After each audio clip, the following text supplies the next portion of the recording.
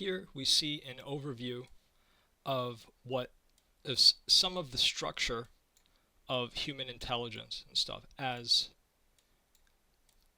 is as can be broken down into the different areas of the brain and whatnot. And people, there's some variation in preference to which area of the brain um, the person uses to process things and stuff, and that can affect attitude and what kind of figures they obtain and stuff. But um, and which happens for different reasons, genetic reasons, because of a past history of brain injury and stuff like that. But understanding this is a basis for creating cognitive structuring and stuff, which is important for a person just grabbing hold of their intellectual development and stuff. Didn't even think I had my webcam. So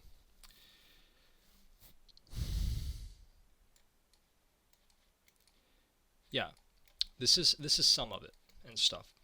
But in my upcoming book, I basically talk about this process in detail and stuff, so a person can understand how to train and develop their cognition and basically approach their thoughts with a results-oriented mindset and stuff to better guide their thinking. Um, Eventually, once you master this process and stuff, it becomes second nature. Though the human brain can sometimes kind of freestyle it and do things in a less structured way and stuff, and still arrive at a good result and stuff. Um, but in the end, it all comes down to results. So yeah, and when you're making those results and stuff, and you're like demonstrating your thinking and stuff, um, the thinking techniques you use and stuff, should be reflected as much as possible. Um, and that properly having combinations of different ideas tends to produce a better result. Um, so there's that. Now, there's some fun facts about intelligence that they don't tell you and stuff. Um, your gender doesn't actually influence much about your intelligence and stuff. The sex hormones, they appeared in natural history from 300 to 400 million years ago or so. Some estimates say 250 million years ago. That's pretty old.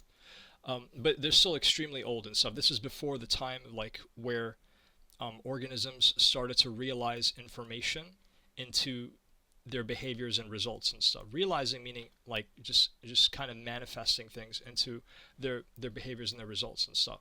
And so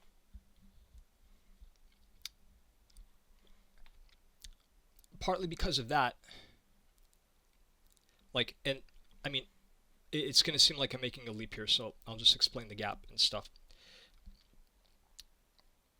Those chemicals did not arise due to an immediate demand for intelligence and stuff. The demand was something much more local and much more physically compelling. Okay, so it's too much of a leap to say that nature demanded intelligence at that time and stuff. Um, Now, but bringing it back to the topic of um, gender and intelligence and stuff, there's some studies to show that hormones do alter how your brain works and stuff, but the brain actually uses both testosterone and estrogens and stuff, and these are made in both the male and female body and stuff. So um, this is, I think, so this is kind of why people tend to see a decline in their cognitive abilities from when they overdo it on physiologic doses of testosterone or overdo it on physiologic dosages of estrogen or estriol. Um,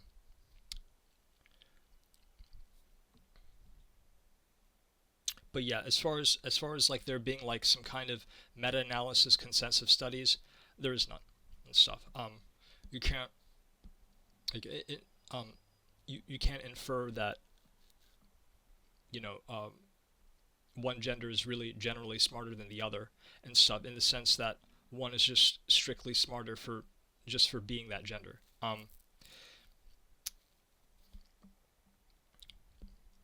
It, but intelligence is definitely a function of maturity, though. So there's that. Um, I mean, honestly, this part is kind of useless. I should just cut it out.